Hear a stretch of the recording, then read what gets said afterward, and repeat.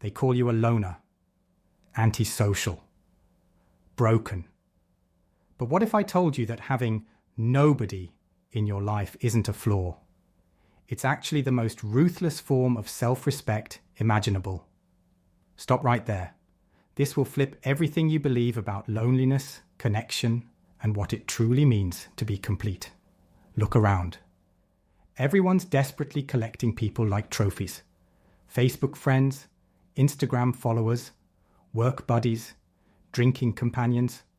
They're drowning in shallow connections while starving for real intimacy. Meanwhile, you sit in your perfectly curated solitude and they think something's wrong with you. Plot twist. You're the only one who got it right. Today, we're exposing the brutal truth about why Sigma males often have empty contact lists but full souls, why your solitude isn't loneliness, it's strategic superiority. By the end of this video, you'll never apologize for being selective again. Reason number 1, you'd rather have nobody than somebody who drains you. Let me paint you a picture. It's Friday night. Your coworkers are hitting the bars. Your neighbors are hosting another meaningless barbecue. Your old college friends are planning their weekly catch-up session filled with gossip and complaints. And you? You'd rather watch paint dry than participate in any of it? Ever wonder why you choose silence over small talk, solitude over social events? It's because you've discovered something most people never learn. Energy is finite, and you refuse to waste yours. While others are bleeding their life force into conversations about nothing, relationships that go nowhere, and social obligations that serve no purpose, you're hoarding your power like a dragon guarding treasure. Here's what drives people crazy about you. You're not lonely. You're liberated. You don't need their validation, their company, or their approval to feel whole. Your completeness in solitude terrifies people who can't stand their own company for 5 minutes. But here's the catch. This selective approach means you often have nobody. And society sees this as failure, when it's actually mastery. You've mastered the art of being alone without being lonely, of being selective without being desperate. The brutal truth? Most people would rather have toxic connections than no connections at all. But you've chosen the harder path of authentic standards over the easier path of desperate acceptance. Most people don't realize this, but having nobody in your life because you refuse to settle is infinitely more powerful than having everybody in your life because you're afraid to be alone. Reason Tarker 2. You see through the masks. Everyone else is fooled by. Here's something that will blow your mind. You don't have nobody. You refuse to have somebody fake. While everyone else is building relationships with personas, performances, and carefully crafted social media versions of people, you're seeing through the illusion. You can spot the desperation behind the confidence, the insecurity behind the bravado, the neediness behind the independence. Ever been in a conversation where you're thinking, who are you really trying to convince, me or yourself? That's your bullshit detector working overtime. While others are charmed by surface-level charisma, you're analyzing the foundation underneath. Here's what makes you different. Most people want to believe the best version of someone. You need to see the real version of someone. Most people fall for potential. You evaluate actuality. This X-ray vision into human nature is simultaneously your greatest gift and your greatest curse. You can see people's authentic selves so clearly that their performed selves become unbearable to witness. The psychological reality? When you can see through masks, most social interactions become theatre performances you're forced to watch. And you'd rather be alone than be an audience to someone else's identity crisis. But here's what drives you to isolation. Once you see someone's real motivations, the need for approval, the fear of rejection, the desperation for validation, you can't unsee it. Their authentic neediness becomes impossible to ignore. Most people don't see this coming. But your ability to see through facades means you're constantly surrounded by disappointment. People rarely live up to the masks they wear, and you see the gap too clearly to ignore it. The deeper truth? You don't have nobody because you're antisocial, you have nobody because you're anti-artificial. And in a world full of fake people, that often means being alone. Reason or K3. Your standards are so high, they've eliminated 99% of humanity. Let's be brutally honest. Your standards aren't just high, they're atmospheric. You don't just want someone who's attractive, successful or fun. You want someone who's authentic, principled, emotionally intelligent, intellectually stimulating, and genuinely independent. You want someone who enhances your life rather than complicating it, who adds value rather than creating drama. Ever calculated how many people actually meet those criteria? It's not many. And that mathematical reality explains your empty phone and your quiet weekends. Here's what people don't understand. Your high standards aren't arrogance, they're self-preservation. You've learned that settling for less than what you actually want is a recipe for long-term misery. You'd rather be alone with your standards intact than compromised with someone who doesn't meet them. But here's the psychological trap. The higher your standards, the smaller your dating pool. The more authentic you become, the fewer people can relate to your authenticity. The more self-sufficient you grow, the fewer people have anything meaningful to offer you. The brutal mathematics of Sigma dating. If you eliminate needy people, that's 70% of humanity gone. If you eliminate people without authentic goals, there goes another 20%. If you eliminate people who can't respect boundaries, you've lost another 8%. You're now choosing from 2% of the population. Most people don't realize this, but your apparent loneliness is actually extreme selectivity in action. You're not settling because you understand that wrong company is worse than no company. Here's what changes everything. Your empty social life isn't a bug, it's a feature. It's proof that your standards are working, that your boundaries are holding, that your authenticity is intact. The deeper truth? Most people have somebody in their lives because they're afraid of having nobody. You have nobody because you're brave enough to wait for somebody worth having. Reason number 4. You've outgrown the social games that most people still play. Here's something that will make perfect sense to you.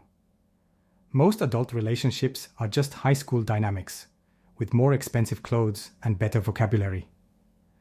The same cliques, the same status competitions, the same desperate need for acceptance, the same fear of being different.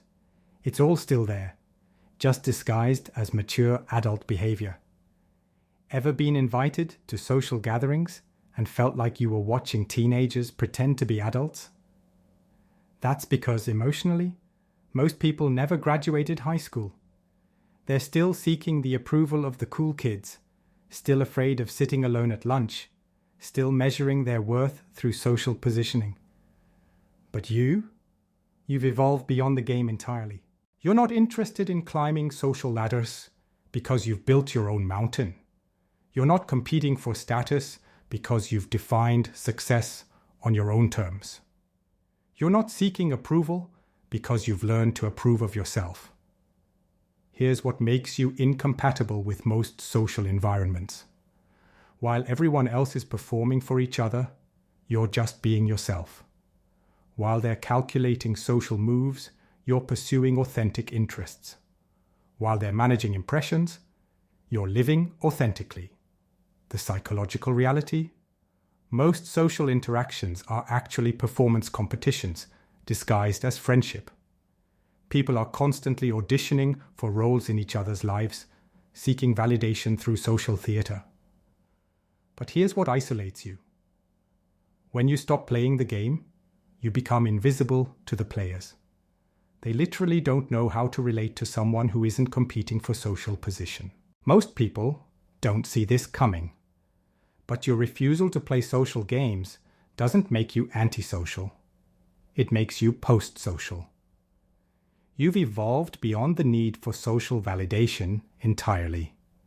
The deeper truth? You don't have nobody because you can't play the social game. You have nobody because you refuse to play a game you've already outgrown. Reason number 5. Your depth intimidates people who live on the surface. This one cuts deepest. You're not alone because you're antisocial. You're alone because your psychological depth makes most people fundamentally uncomfortable. While others are discussing weather, sports, and celebrity gossip, you're thinking about systems, patterns, and possibilities. While they're sharing surface-level experiences, you're exploring philosophical implications. While they're living in the moment, you're architecting the future. Ever tried to have a real conversation only to watch someone's eyes glaze over? That's not because they're stupid. It's because they're operating at a different depth frequency than you are. Here's the uncomfortable truth. Most people live their entire lives without ever having a genuine thought or authentic experience. They're on autopilot, following scripts, repeating patterns, living borrowed lives filled with borrowed opinions. But your mind doesn't work that way. You think original thoughts. You question fundamental assumptions. You see connections that others miss. And this depth, this refusal to live superficially, makes you alien to surface dwellers. The psychological mechanism. Depth threatens people because it exposes their shallowness. When you bring substance to conversations, you make everyone else's emptiness visible by contrast. Your presence becomes a mirror that shows them what they're not. Here's what drives people away. You don't just want to know what happened, you want to understand why it happened and what it means. You don't just want facts, you want implications. You don't just want to chat, you want to explore ideas that matter. Most people don't realize this, but your intellectual intensity often makes others feel inadequate rather than inspired. Instead of rising to meet your level, they retreat to protect their comfort zone. But here's the cruel irony. The very depth that isolates you from most people is exactly what the right people are desperately seeking.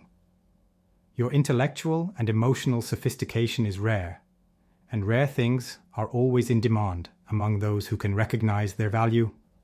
The brutal truth? You're not too much for the right person. You're exactly enough. But the right person is as rare as you are, which means finding each other requires patience that most people don't have. Here's what society gets backwards. They think having nobody makes you weak. But actually, being willing to have nobody makes you unbreakable.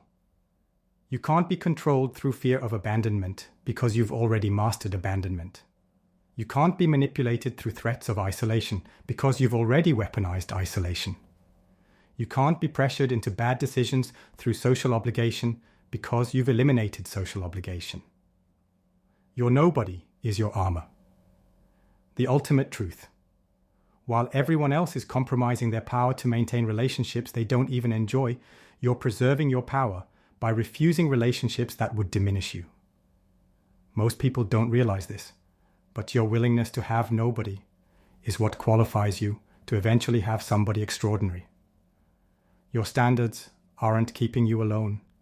They're keeping you available for something real. Here's what I want you to understand. Your nobody isn't punishment for being different.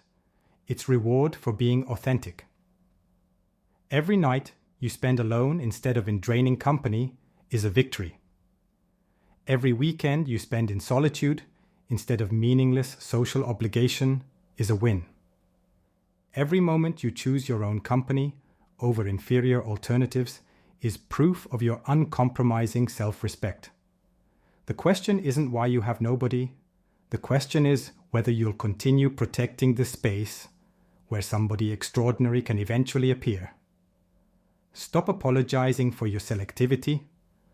Start celebrating it. If you've ever felt broken for choosing nobody over somebody who wasn't right, I want to hear from you. drop a comment below with the word selective and tell me how your standards have protected you from settling. And if this video helped you see your solitude as strength rather than weakness, hit that like button and subscribe for more content that celebrates the Sigma path instead of trying to change it. Remember, your nobody is better than their somebody until your somebody arrives. Until next time, guard your solitude.